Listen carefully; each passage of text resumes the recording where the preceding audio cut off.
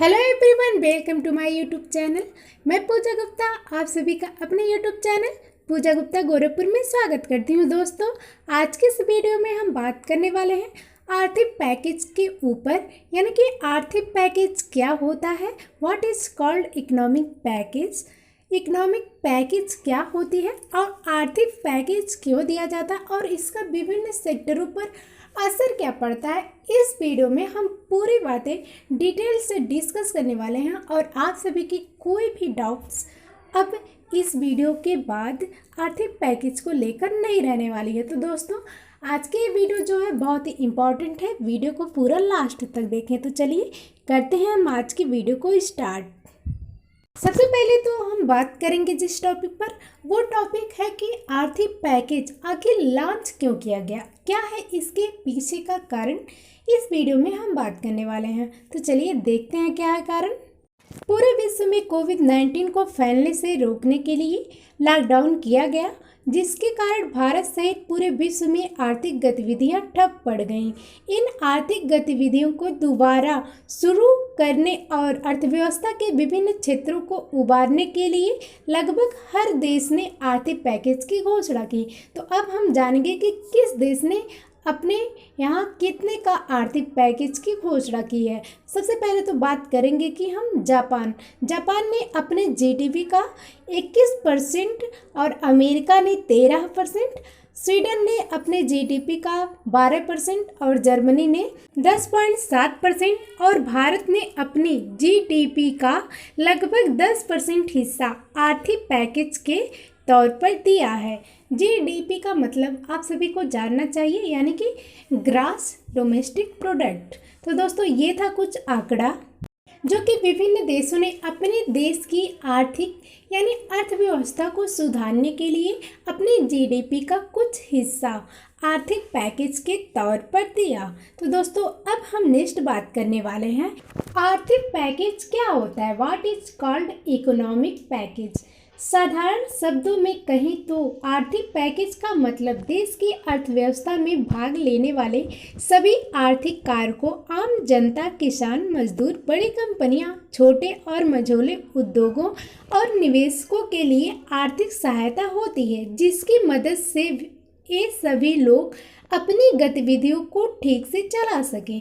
तो दोस्तों, आर्थिक पैकेज का मतलब अब तो आपको समझ में आ गया होगा कि क्या है। साधारण भाषा में हम समझें तो आर्थिक पैकेज यानी कि जो आम नागरिक होते हैं, छोटे मोटे व्यापारी होते हैं एंड जो मजदूर किसान होते हैं, उनके लिए आर्थिक पैकेज की घोषणा की जाती है ताकि उनकी जो स्थिति है उसे ठीक किया जा सके। तो दोस्तों, अब हम नेक्स्ट बात करने वाले हैं आर्थिक पैकेज का विभिन्न सेक्टर पर क्या असर होता है। आइए हम अब जानेंगे कि आर्थिक पैकेज का विभिन्न सेक्टर पर असर क्या पड़ता है। इस पैकेज में छोटी, मझोली और बड़ी कंपनियों को करों में राहत दी जाती है, जिससे उनकी उत्पादन लागत कम हो जाती है और वे उत्पादन बढ़ाने के लिए लोगों को नौकरी देते हैं, जिससे इकोनॉमी में मांग बढ़ने लगती है और विभिन्न सेक्टर्स में रोजगार और आर्थिक गतिविधियां भी तेज होने लगती हैं। कंपनियों को आसान और सस्ती दरों पर लोन उपलब्ध कराया जाता है, जिससे नई मशीनरी और कच्चा माल खरीदते हैं। इस पैकेज में देश में निवेश करने वाली कंपनियों को लुभाने के उपाय शामिल होते हैं। इसमें देश में निवेश की शर्तों को आसान बनाया जाता है और किसी प्रोजेक्ट को स्टार्ट करने के लिए जल्दी अप्रूवल दिए जाते हैं। तो दोस्तों, अब आपको बातें क्लियर हो रही होंगी कि आर्थिक पैकेज का विभिन्न सेक्टर पर असर क्या होता है। सो फ्रेंड्स, अब हम जानेंगे कि इकोनॉमिक पैकेज का सबसे ज़्यादा असर किस सेक्टर पर पड़ता है। किसानों को राहत के तौर पर खाद, बीज और टेक्निकल इक्विपमेंट खरीदने के लिए सस्ता लोन दिया जाता है। जो किसान कर्ज में दबे हैं, उनके कर्ज की माफ़ी भी की जाती है।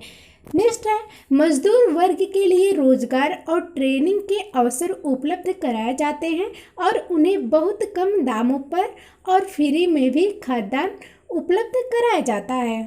इस प्रकार से इस आर्थिक पैकेज के माध्यम से देश में आर्थिक वातावरण को ठीक किया जाता है और सभी वर्गों के हितों का ध्यान रखा जाता है। तो दोस्तों, अब आप समझ गए होंगे कि किसान और मजदूर के लिए ये स्पेशली आर्थिक पैकेज जो है वो लॉन्च किया जाता है।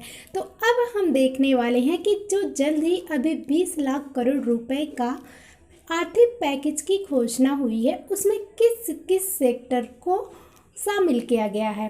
प्रधानमंत्री ने बताया 20 लाख करोड़ का पैकेज और आत्मनिर्भर अभियान के तहत रिफॉर्म के कदम किसके लिए होंगे। तो सबसे पहले हम बात करेंगे गरीब, किसान, रेहड़ी वाले, प्रवासी मजदूर, पशुपालन वाले, मछुआरे, मध्यम वर्ग, supply chain, investment, make in India, बड़े उद्योग, कुटीर उद्योग, गृह उद्योग, छोटे उद्योग, मध्यम उद्योग और liquidity, land reform, labour reform, law reform और टैक्स रिफॉर्म और financial reform.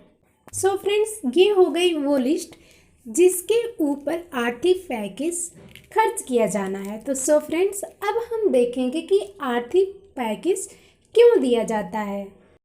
Y is economic package given. Corona महामारी के कारण पूरी दुनिया में आर्थिक गतिविधियां ठप हैं, जिसके कारण लोगों की नौकरियां जा रही हैं और परिणामतः पूरे विश्व में वस्तुओं और सेवाओं की मांग घट रही है, जिसके कारण सरकार को मिलने वाले विभिन्न कर जैसे उत्पाद कर, बिक्री कर, आयकर, संपत्ति कर और अन्य अप्रत्यक्ष कर नहीं मिल पा रहे हैं और सरकार का खजाना भरने के बजाय खाली होता जा रहा है। तो सो फ्रेंड्स, आप सभी को पता ही होगा इस कोरोना महामारी की वजह से सरकार की कोई भी काम जो है वो चल नहीं रहे हैं और छोटे व्यापारी भी कोई भी काम नहीं कर पा रहे हैं। इसलिए जो सरकार की आर्थिक नीतियां हैं उसमें बहुत ही कमी देखने को मिल रही है।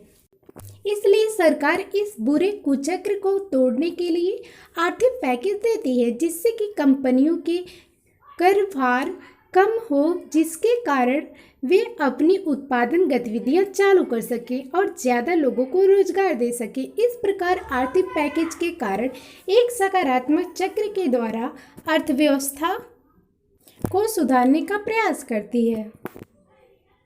सो फ्रेंड्स, इससे उम्मीद है कि जो 20 लाख का आर्थिक पैकेज घोषित किया गया है उससे देश में बैंकिंग, कृषि, मध्यम एवं लघु क्षेत्र के उद्योगों, विदेशी निवेशकों, खुदरा व्यापारियों सभी को लाभ मिलेगा और देश इस आपदा की घड़ी से सीख लेते हुए इस आपदा को अवसर में बदलने की दिशा में आगे बढ़ेगा। तो फ्रेंड्स, आज की वीडियो हमारी कैसी लगी हमें ज़रूर बताइएगा। अगर हमारी वीडियो आपको पसंद आ रही हो तो वीडियो को कीजिएगा like, share and subscribe. Thanks for watching my video. Thank you.